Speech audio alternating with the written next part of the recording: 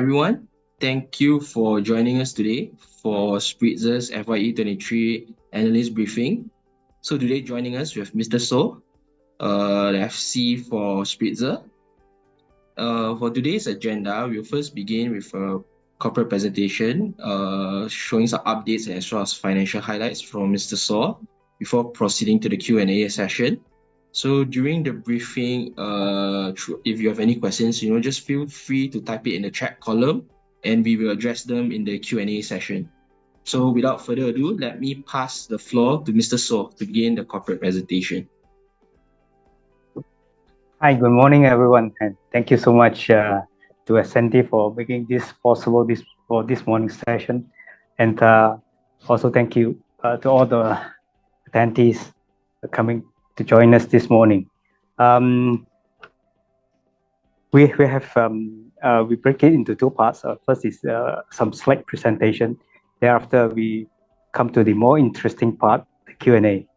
So we have just recently released our fourth quarter results for the year ended 31st December 2023. We had strong numbers. I look at them as very strong numbers, and of course our Q3 was much better, but nevertheless we had a record year in 2023. Just about a year ago, 2022, we had a record year. We actually had the highest revenue for in 2022 as well. 2022 we had record revenue, record profit.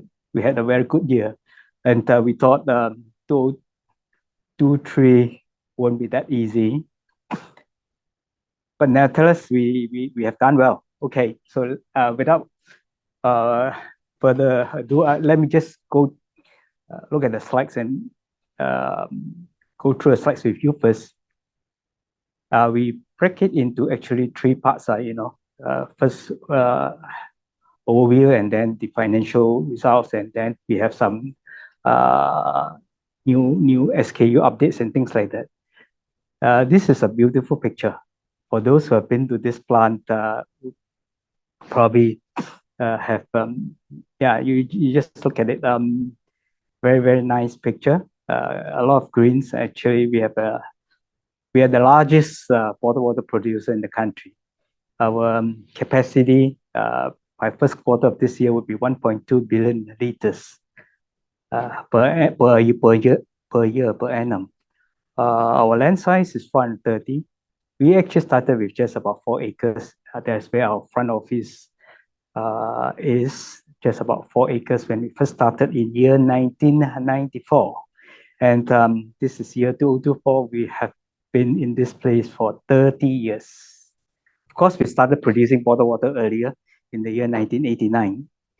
Okay, and our revenue in last year was highest, 490 million.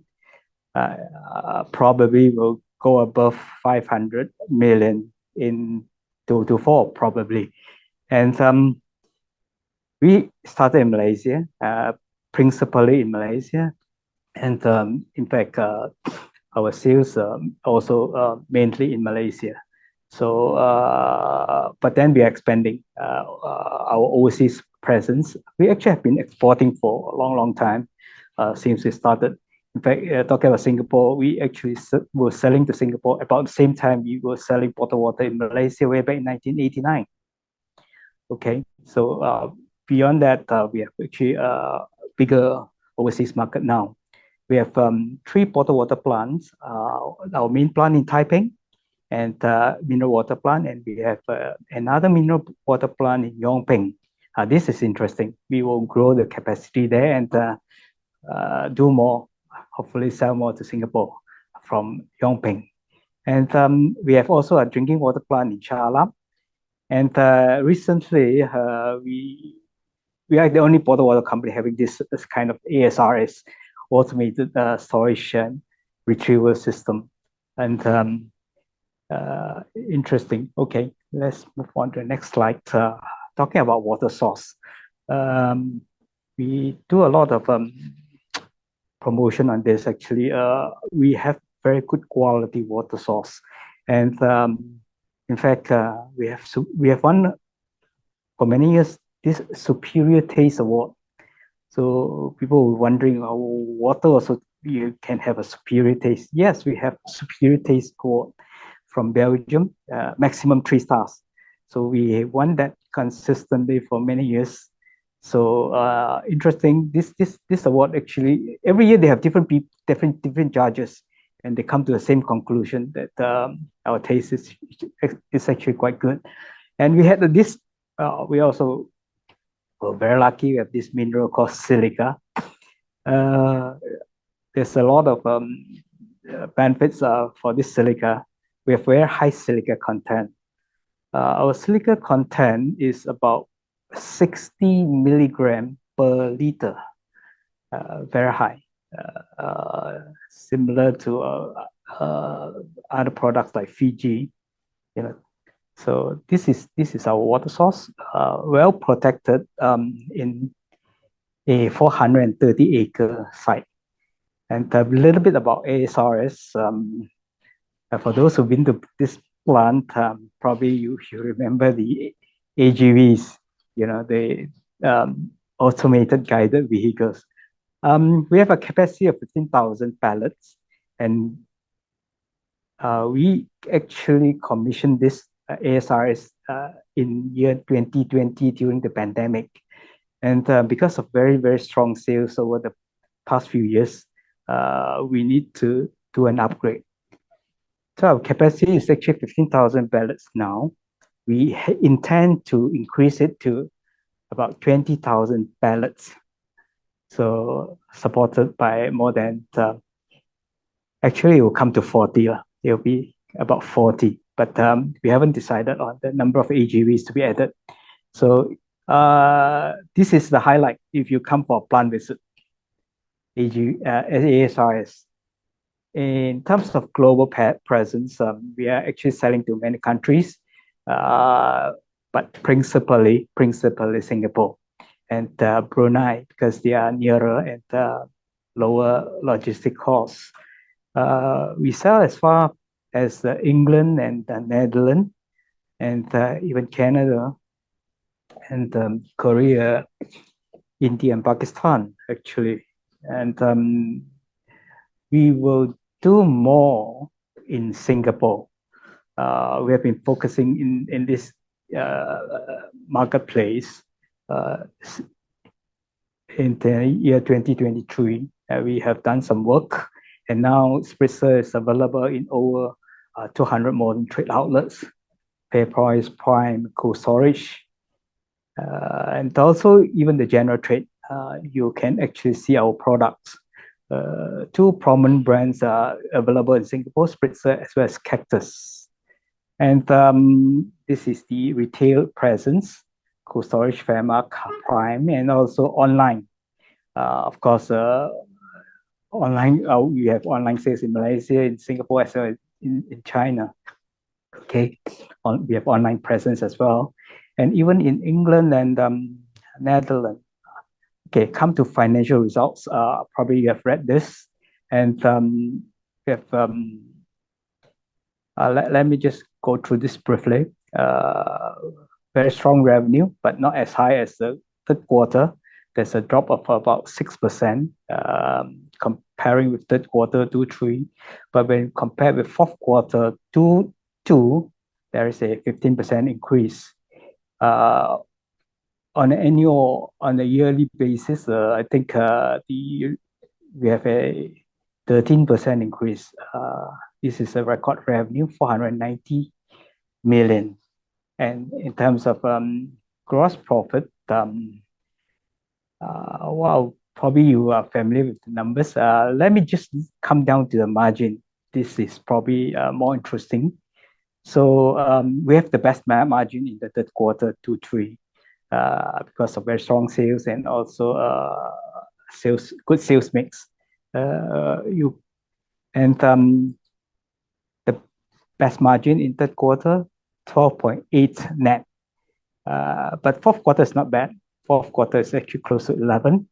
We used to have around 8 or sometimes 9 and sometimes even lower 7% net margin. So going forward, we really hope we can sustain at this level, 10 and above kind of net margin. So let's move to the next slide.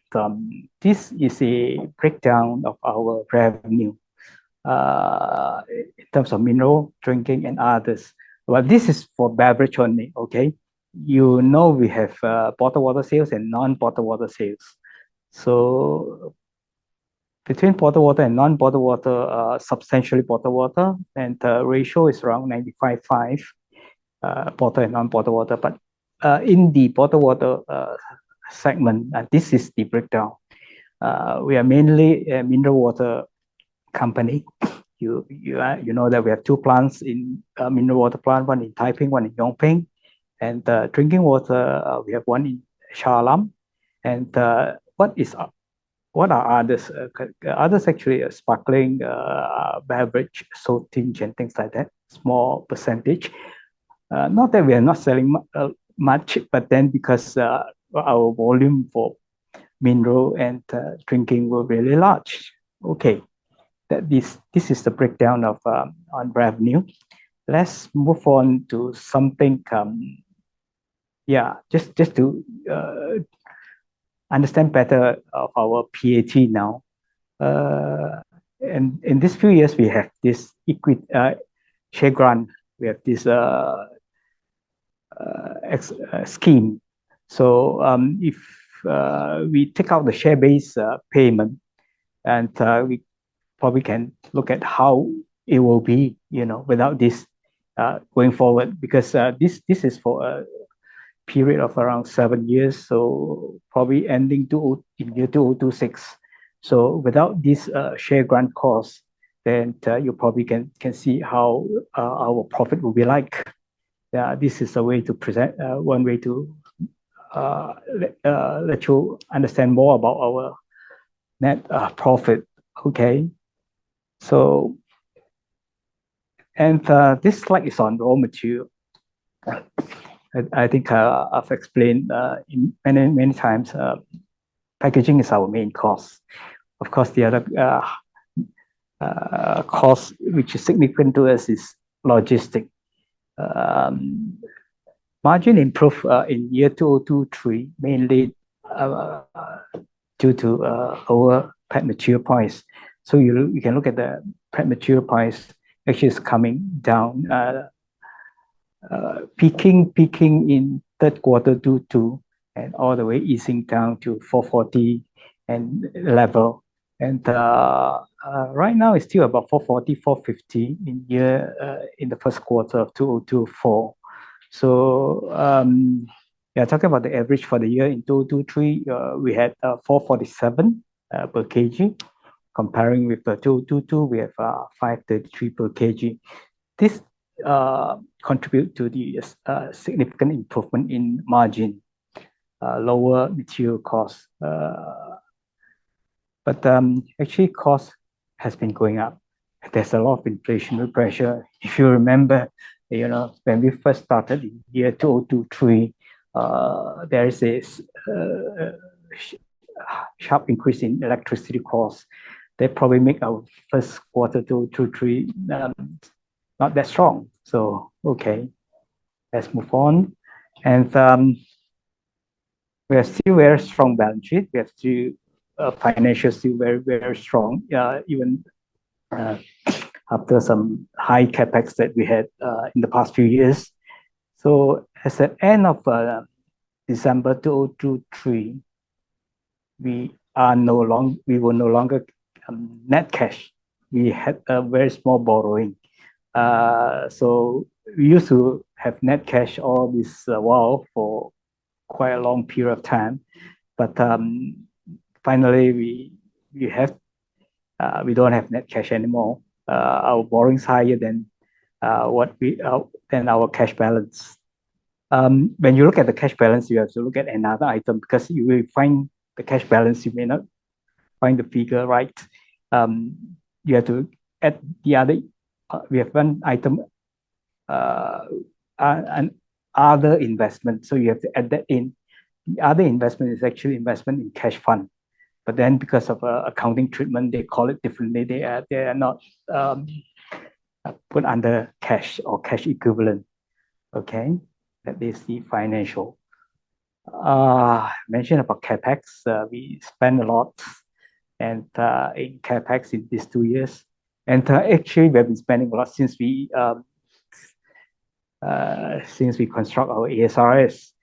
We construct our ASRS in year 2018, completed in year 2020. The ASRS cost around 60 million. So in year 2022, we also had high capex. That was mainly due to an acquisition of about 1,200 acres of land in Trong. Trong is a very interesting town, and Trong is the town where two highway meets. Taiping rather. Taiping and Trong is just nearby. So we have the West Coast Expressway and the North-South Expressway. So very interesting town, and this can be it's very strategic.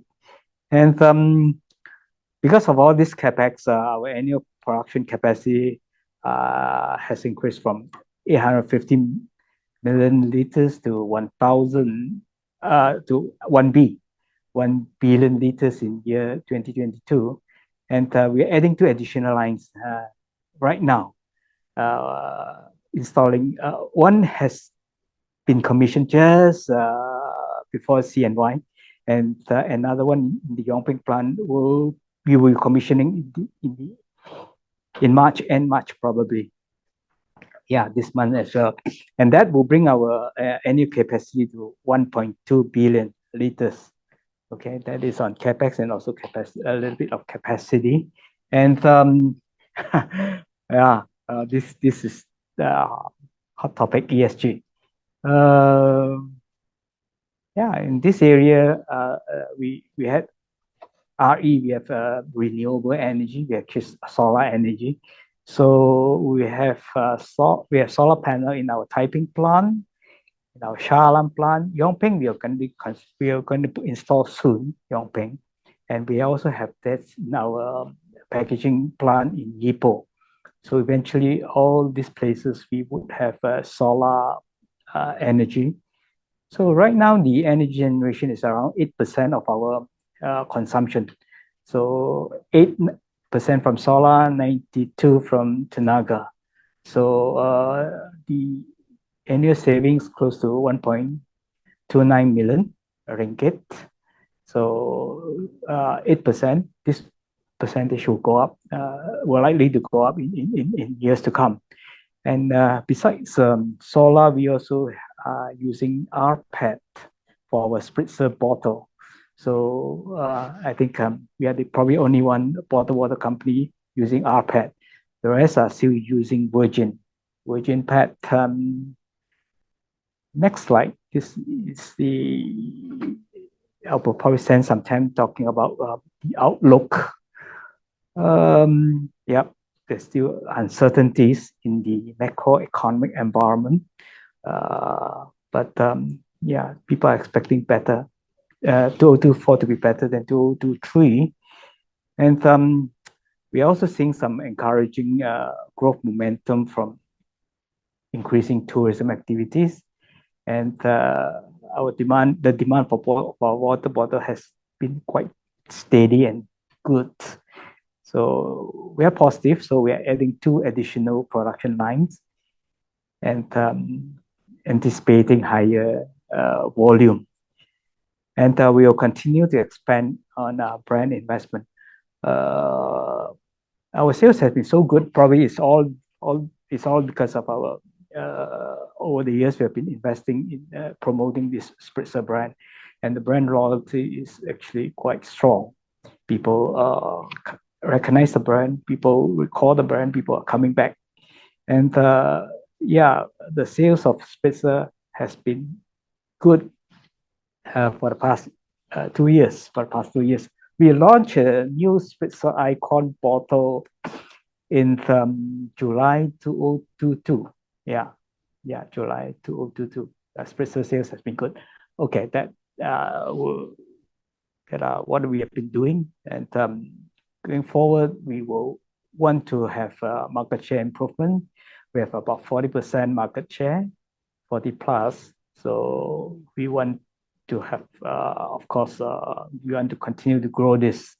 And we're expanding our distribution channel into HoReCa. We are actually well covered in the modern trade, general trade, and hyper, super, and convenience store. And we are particularly strong in this petro kiosks, and not so strong in HoReCa. So we are tackling this segment. So we hope to do better in this on-premise consumption, the hotel, cafe, and all these outlets. So we will expand the product portfolio and increasing production capacity as well. So we have sparkling, we have still, and different brands. So we will probably introduce some new SKU and continue to drive volume to ensure we have a profitable growth and also increase penetration of water market in Singapore. We'll work harder in Singapore. We have started some work there. So hopefully sales will continue to improve, and we'll continue to expand RE capacity. And we will probably install. Yeah, we actually decided to install another new solar panel in our Taiping plant. So the RE capacity will grow. Okay, let's look at some brand highlights. So probably you have seen this. We have sparkling and lemon flavor. We introduced a few months back, and it's been doing well, especially during Christmas and CNY, selling quite good. And this is in this category, I think we are also the market leader naturally. So actually, besides Spritzer, we also have Cactus Sparkling. All right, we are definitely the dominant player in this segment as well. And we have some campaign, roadshow, and promotion in different places. This is in Golden Screen Cinema. And the upcoming SKU, we will be launching this soon on a glass bottle sparkling. And there is also a glass bottle still. You have two one sparkling, one the normal still mineral water. Soon we'll be launching this. And okay, some upcoming campaign for the upcoming Raya. We will be doing some promotion, and hopefully sales will continue to grow. This is the fasting month will begin next week, I think. All right, this is the end of all the slides, and thank you so much. And maybe we can go to a Q&A now. Maybe. Yeah, thank you, Mr. Questions. Thank you, Mr. Saul, for the presentation. I just want to highlight in terms of capex on, I think, page 70 on the slide, that the capex for the Trunkland is actually counted for FY22 and not FY23. So I hope everyone will take notice of this. Okay, yes. Okay, then I'll begin with the Q&A. For the first question, Mr. Saw, is regarding your sales. So will you typically see a slowdown in sales during the fasting month?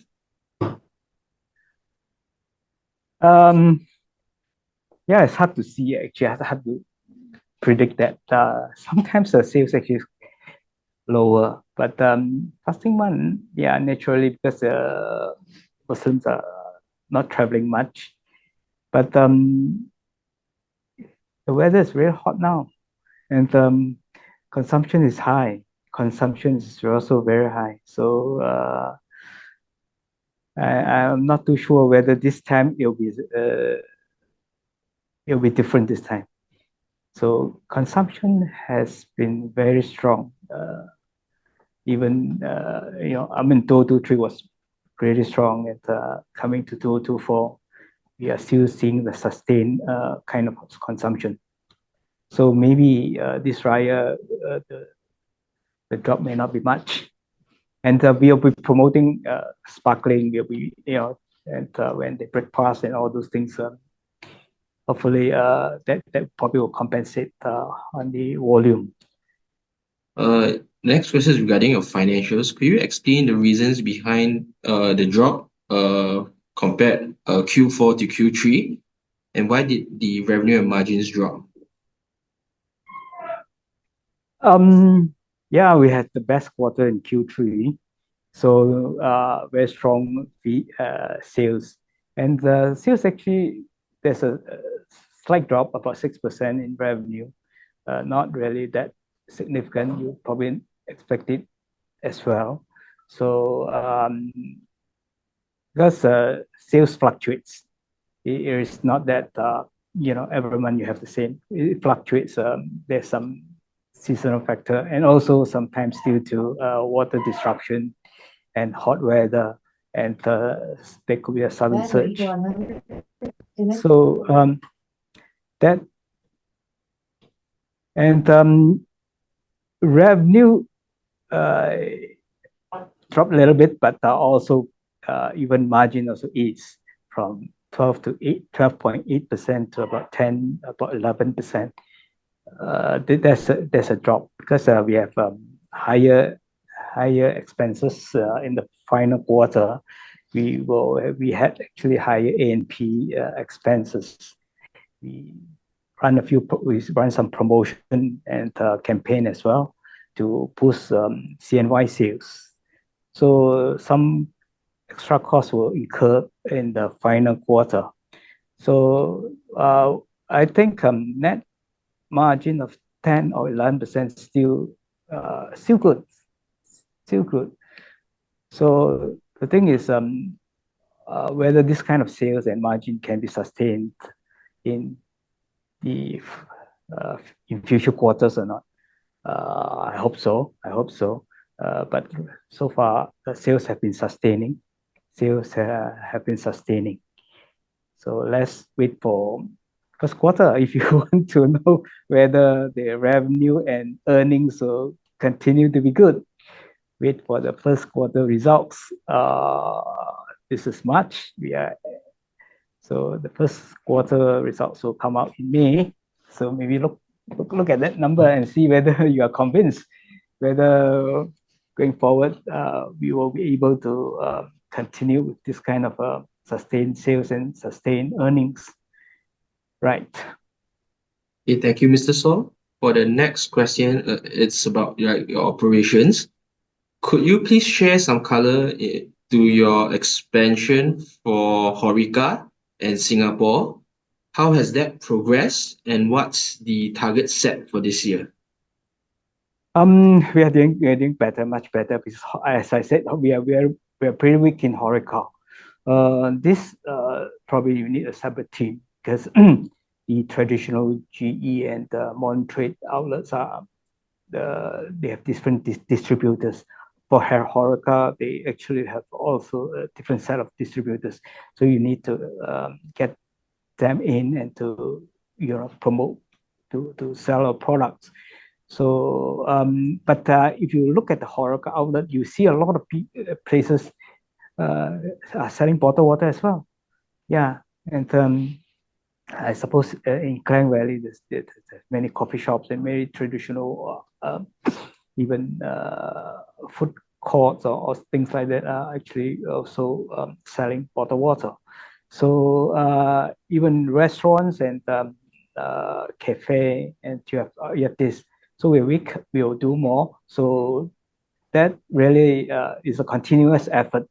So hopefully we can expand this. So we will have better coverage because we have always been weak. Because we unlike other beverage company, they've been there long before us.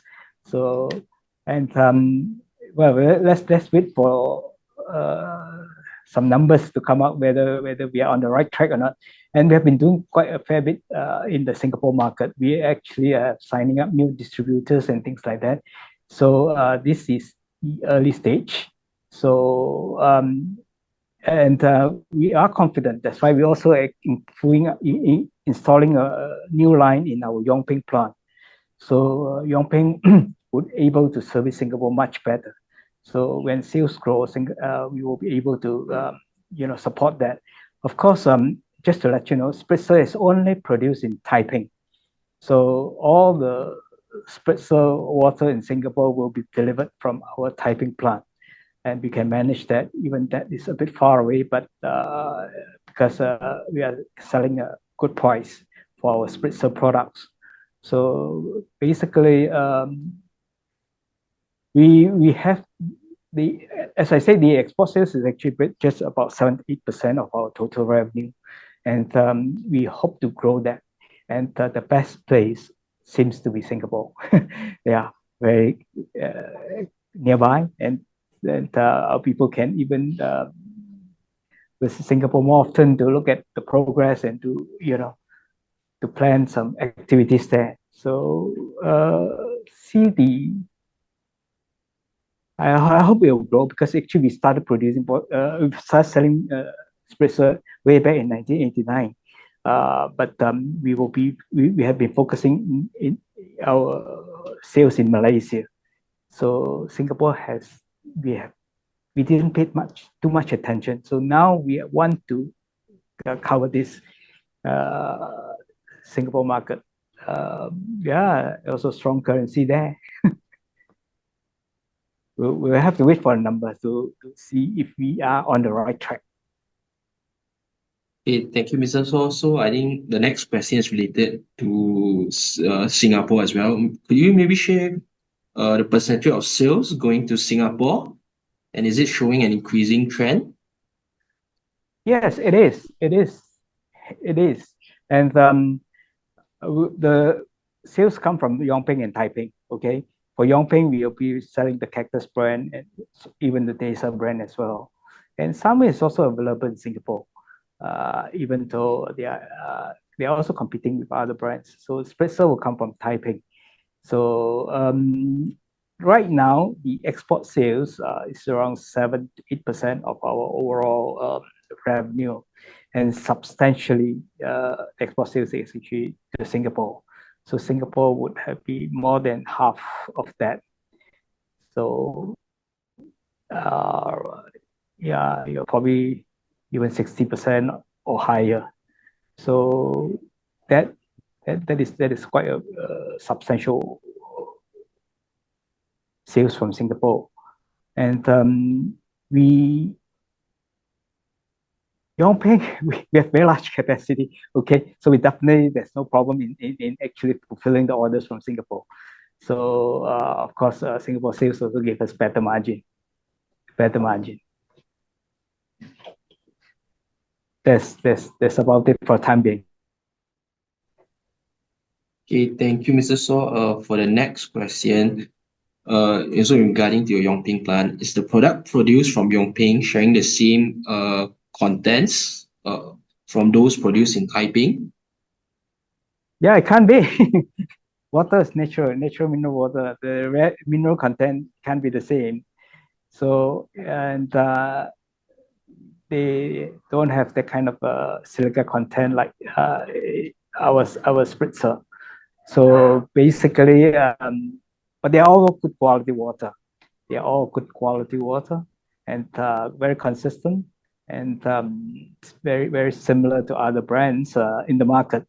Cactus and Desa, our Cactus and Desa are very, very similar to other popular brands. So, and our Spritzer really is something different. So it can't be, because different places you have different mineral content and things like that. So so even in Taiping, not all our water sources are having the same silica content. Yeah, that just can't be, because it's natural. Because different wells would have different mineral content, but Taiping has better quality in terms of water. So Spritzer is really having better quality than yes. Okay, thank you, Mr. So. Next question is about your financials. Could you share the breakdown of the costs, particularly the logistics costs? So, to at least better understand the exposure towards the removal of subsidies for fuel in the second half. Yeah. Okay. They're talking about service tax for transport costs as well. Logistic cost is about 10% of the revenue, just very rough estimate, and actually quite significant. So of course, we're selling to throughout the country to is it Malaysia and even Sabah Sarawak and things like that. So on average, the logistic cost is just about 10% of our revenue, significant. So any subsidy removal may have impact, may have an impact.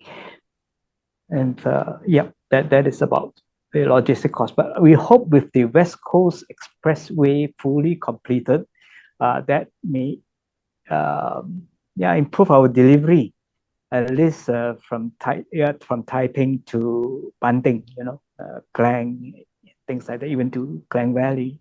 So we may use the alternative highway. Apparently, that highway is much flatter and good for heavy vehicles. The north south, you have it's difficult for some heavy vehicles, especially the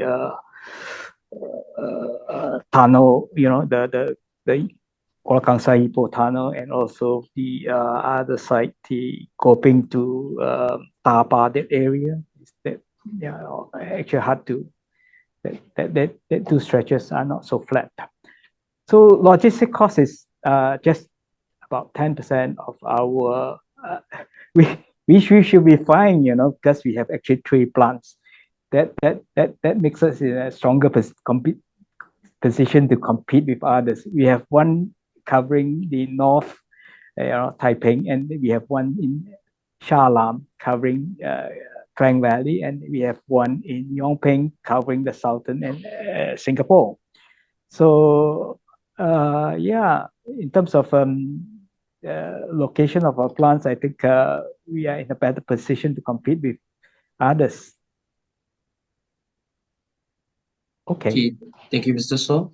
For the next question, could you share what is your current capacity utilization rate? Okay. In 2023 was we have good sales, was 70, above 70, 70 plus. And that is a average utilization. We have different lines, some higher, some lower, naturally, because our lines are usually dedicated lines. So for certain SKU, we don't really switch to, we don't switch to the other SKU so often. If we ever switch, basically they are dedicated lines. So for the popular SKU, definitely higher utilization. For the less popular SKU, lower utilization. On average, it's above 70 in 2023. And going forward, we just added 2 lines and in the first Q. So the utilization will come down below 70. Hopefully, we'll go back soon. So at 70, we are really comfortable because that we can easily support our sales. Even there is even a sudden surge in demand. So generally, we can cater for that kind of surge, and we probably do OT and things like that. That would actually solve the problem. So capacity, right now with the 2 additional lines commissioning, we should be comfortable in the shorter term, or in a year or two. We should, but we are constantly improving on the capacity. So even though we are not adding lines, we are also improving things like that. We have more automation. We put in more automatic inspection machine, and we improve some bottleneck here and there. So capacity can improve even without adding lines. Yeah, that is about capacity and utilization. Okay, thank you, Mr. So. For the next question is about the bottled water industry. Mr. So, perhaps you could share who's the second and third largest market share in Malaysia? Okay, we are clearly the dominant one. So in terms of mineral water, we have the top three brands.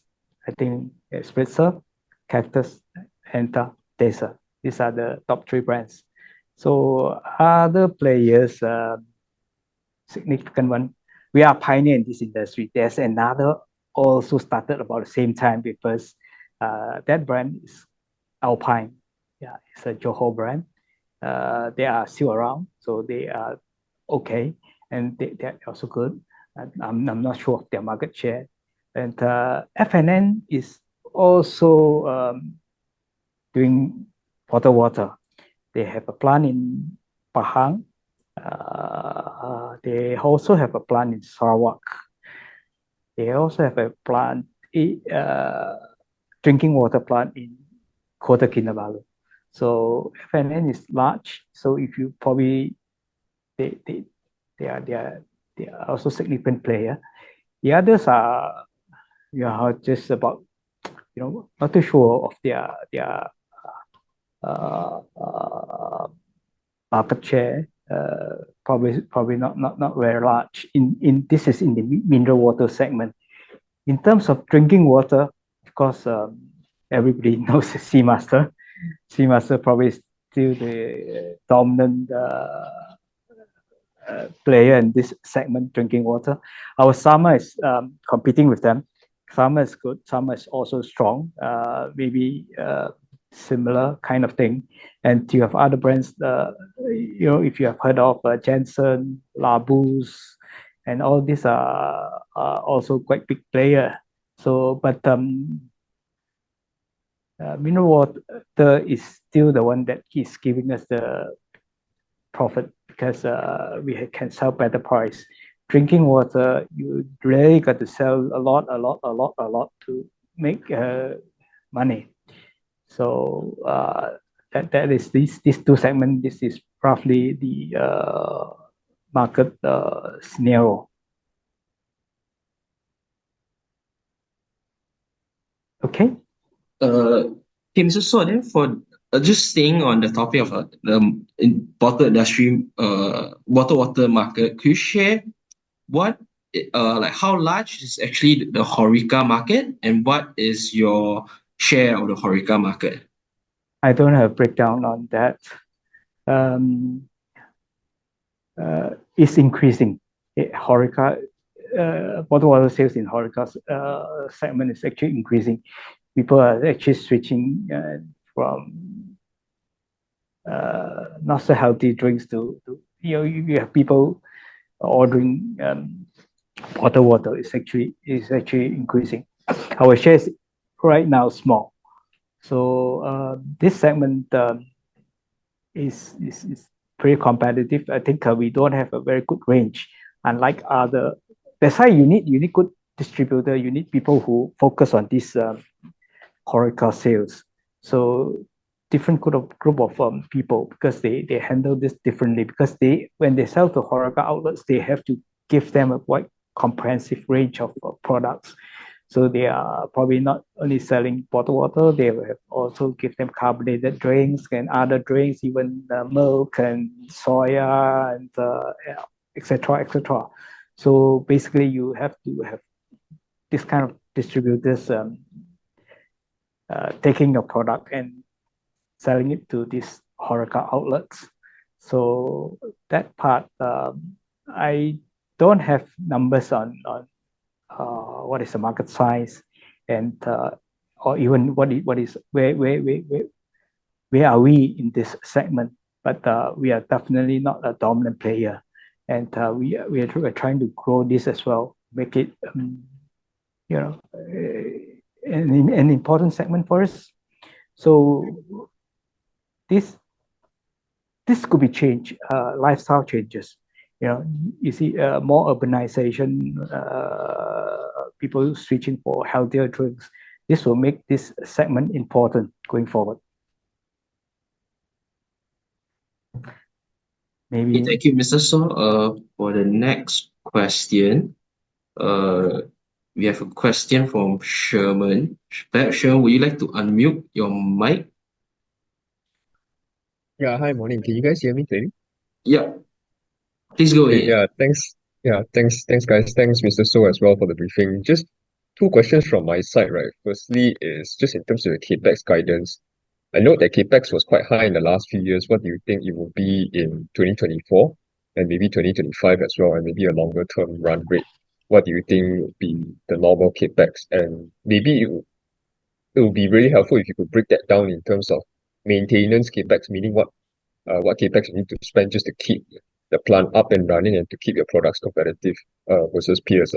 And then, break that down versus growth capex as well.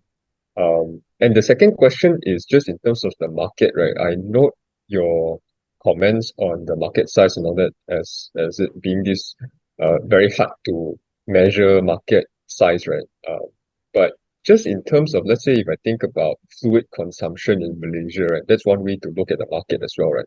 Because you mentioned about 40% market share now with 1.2 billion liters per year of production, right? What that implies is, I guess, about 3 billion liters in total market size for Malaysia, right, per year. Then if you divide that over the population, that works out to about, I think, only 200 plus ml of water per day coming out from your plants per capita. Would you say that is a right way to gauge? And just thinking about that, because I was looking at some stats for fluid consumption as well for Malaysians, right? Malaysians do drink quite a lot of water. Where do you think the runway is? Do you think Malaysians will drink more water, fluid consumption will increase, will the mix of water increase over time relative to the other drinks, right? How do you think about this going forward in the next, say, 5-10 years? Thanks. Okay. There are two questions, one capex, one on the market. In terms of capex, what would it be like in 2024? It will be few spending in 2024. Of course, the two lines are there, and of course, we've been capitalizing this since when we pay, as we pay and things like that. So even part of this actually has been reflected in the capital work in progress or something like that in the 2023 capex. So in 2024, we will be installing some solar panel. We'll be upgrading. In fact, we're thinking upgrading ASIS, which I've just mentioned. That probably will be costing about 12 million, and we also have intention to upgrade our other lines. For example, our carbonated lines, our sparkling lines. Sparkling sales has been good, so we need to upgrade that as well, because that line is pretty old. So okay, all in terms of capex, what do I expect the number to be in 2024? It will probably we had 80, I think around 85 in 2002. We capitalized about 85 in 2023. In 2024 is likely to be about 60 or around there, 60 million. So talk about maintenance capex and the other capex. Our maintenance capex will be like we need at least 5 million or so for the maintenance, to keep the plant in good condition. And the rest will probably other capex. So that's probably ratio right now. And beyond 2024 is actually difficult to see, but it depends very much on the market demand and how our orders, how the orders are coming in, and what kind of growth we have in 2024 and 2025. Generally, that is our short-term outlook on capex. In terms of market size, is anybody's guess, okay? So we are not too sure of what is the overall market size, but you will look at the per capita consumption. In Malaysia and Singapore, we have very good quality municipal tap water. So basically, when we started producing bottled water vapor in 1980, we were talking, you're crazy, you know. But unlike places in Thailand and Indonesia, where they have very high per capita consumption because of their quality of tap water. So basically, many years ago, we were talking about 10 liters per annum, the kind of per capita consumption, but I think it's much, much higher than that. So you look at our numbers and look at 40%, you try to, using that to work out the overall market size. Maybe there's a way to look at it as well, but we don't really have very accurate numbers. But I suspect when talking about capacity, 1.2 is actually our capacity. It's not actually our output, so that maybe you have to be mindful of that. So if that is the output, then you probably use that our output to divide by 40%, you probably get the overall. But that 40% is also a very accurate number, because that is actually coming from a few market report like AC Nielsen, Euromonitor, and things like that. Some even give us even higher percentage. One time I read Euromonitor, they give us something like 45 or 48%. But personally, I think that is on the high side. So I'm not too sure. But then Malaysia, per capita consumption is no longer the 10, 20 liters per annum kind of thing. You have 33 million people, and you just use that number, you probably think that is not too low already. So in European countries and even in America, the per capita consumption, there people are talking 200 to or more, 200 liters. That means probably every day, one day in you have 360, one day probably some of them actually drinking about 1 liter. So that's actually a high number. But Malaysia, we haven't reached that yet. Not too right. A lot of numbers. It's really hard to gauge. But essentially, when we look at it, it is somehow the 40% is fair, but how accurate that figure, well, we actually don't know. So but we think it is also fair in terms of what we our own estimate, what we actually when we go out to the market, we check other people's product, other people's sales, and also using our own data and our own sources of information, we think that is pretty fair. But in terms of overall market size, we actually try to do that also. You're using our own production, our own output, and then using 40% also, then you probably work out the overall market size. Generally, it's about that. Very, very different numbers. I read another report very recently. I also shared with some of the people that I met. Singapore has a larger bottled water market than Malaysia. That report from UN, United Nations. How do you explain that? And then if that is the case, we should focus on Singapore. If that has a bigger market size than Malaysia. So yeah, it can be a guide, but don't treat that as something very accurate that you I suppose that's the thing. Certainly in Thailand and Indonesia, they have very, very large market. So this you can read reports and things like that, but a lot of time it's conflicting. But generally, they have much bigger per capita consumption than Malaysia. Our tap water is still very much of good quality. but sometimes you have water disruption and things like that. Sometimes you feel that, oh, it's a bit, you need two filters, one outside, one inside, that kind of thing. So generally, it's still good. It's still good than other places. Okay, not too accurate, but then hope that is useful. Okay, thank you, Mr. So. For the next question, how do you compare your sales so far for this quarter? Do you see it improving compared to a year ago? And if so, why?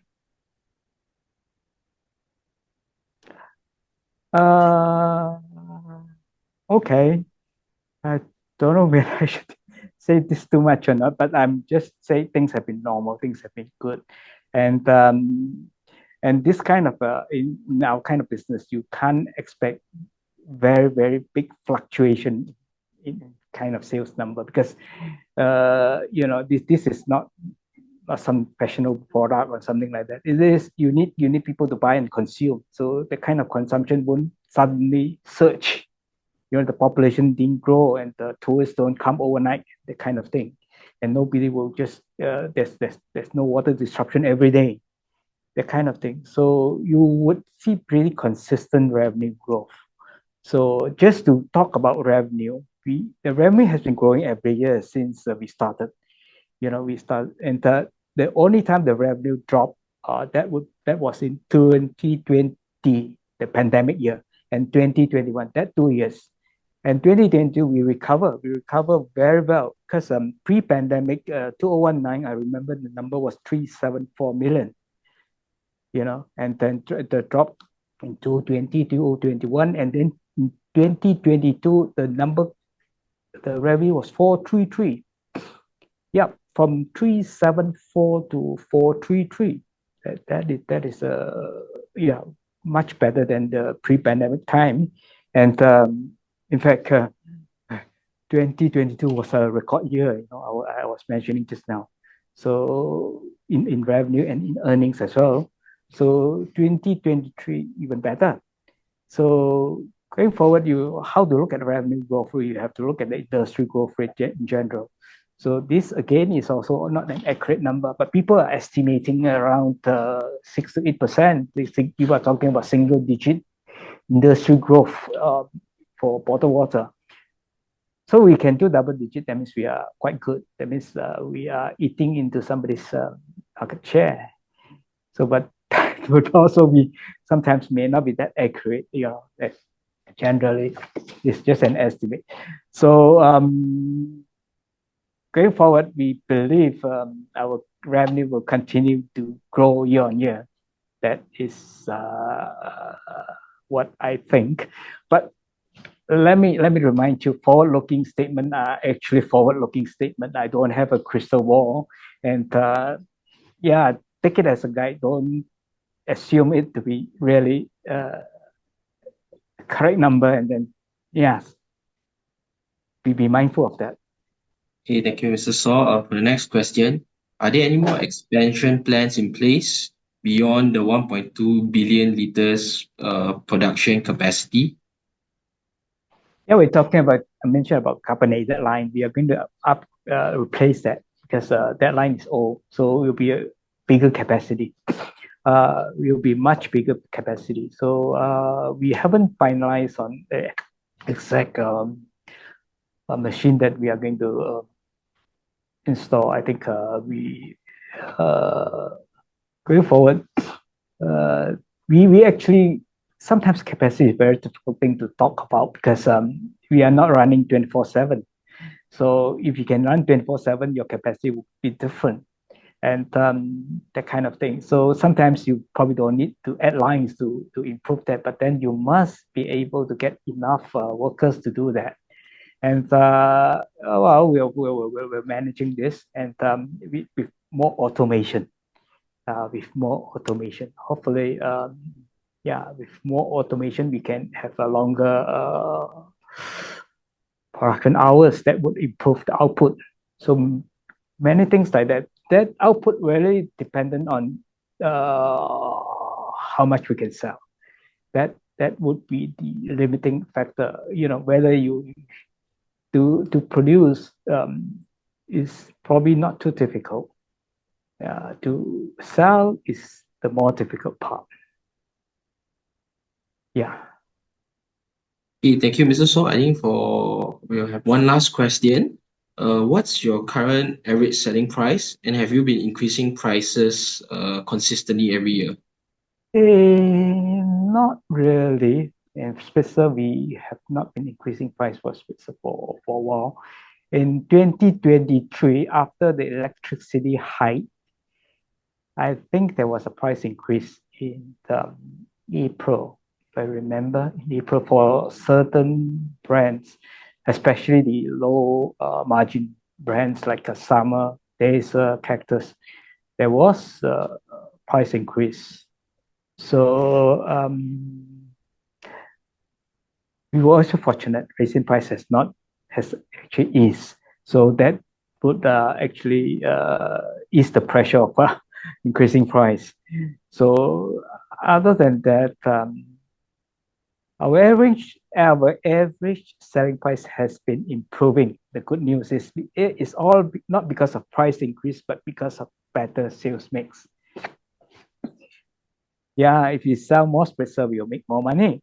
That kind of thing. So sales mix has improved. So our average selling price have improved slightly, gradually. Yeah, yes, we have large volume. So sometimes a 5 cent increase, a 1 cent increase in average selling price could be very significant. Going forward, you probably have to manage this and whether you can do price increase or not, because there are actually a lot of people looking at why you increase my PEP. Yeah, the Ministry of Domestic Trade will come after you if you simply increase selling price.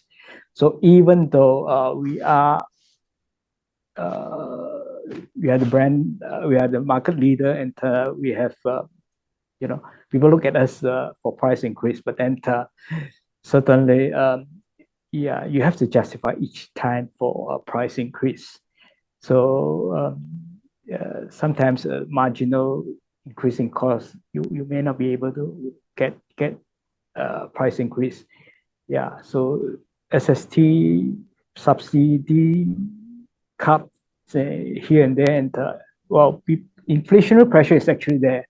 So everybody is demanding more. Even the salary and wages and the minimum wage, all these are coming in. Yeah, because we need to manage it. So you need to grow maybe with a larger volume, with a better efficiency. You improve on that, and try to minimize the price. So bigger volume, more some automation here and there. So actually, going back, we really think that our ASRS is a very worthwhile investment. Had we not have the ASRS, we probably can't cope with this kind of volume, because if you are still using a manual system, your cost will go up every year. Yeah, it just go up. But if you are using an automated system, you probably can manage that better. Not to say cost won't go up, but cost may still go up, but then you probably not as a rate as the manual. and sometimes if you work 24/7 also, you can't manage that kind of volume, so you need automation. And our ASR is really a worthwhile investment. So in terms of efficiency, in terms of things like that.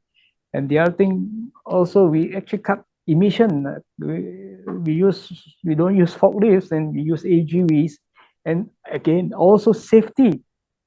The workplace is much safer. You just imagine if you're having 20, 30 forklifts running up and down, the kind of environment, how, yeah, it's actually hazardous. Okay.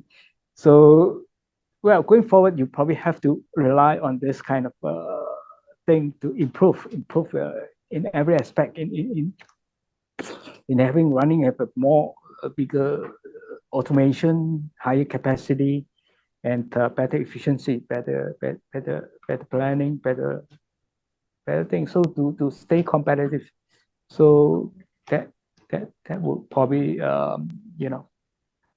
continue to with the revenue growth and earning growth, probably. All right. Right. Thank you, Mr. Saw. Are there any more last minute questions from the floor?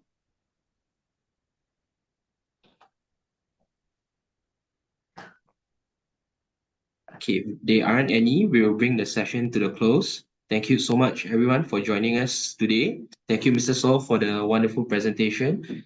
If you have any further questions, please feel free to contact us and we will address them accordingly. Thank you. Thank you, everyone. Have a nice day. Thank you so much. Thank you for your attendance. I hope you find this session useful. Do contact me if there's any thing that you need some clarification or things like that. Lately, there's a lot of interest about our counter. So I suppose the number speaks for itself.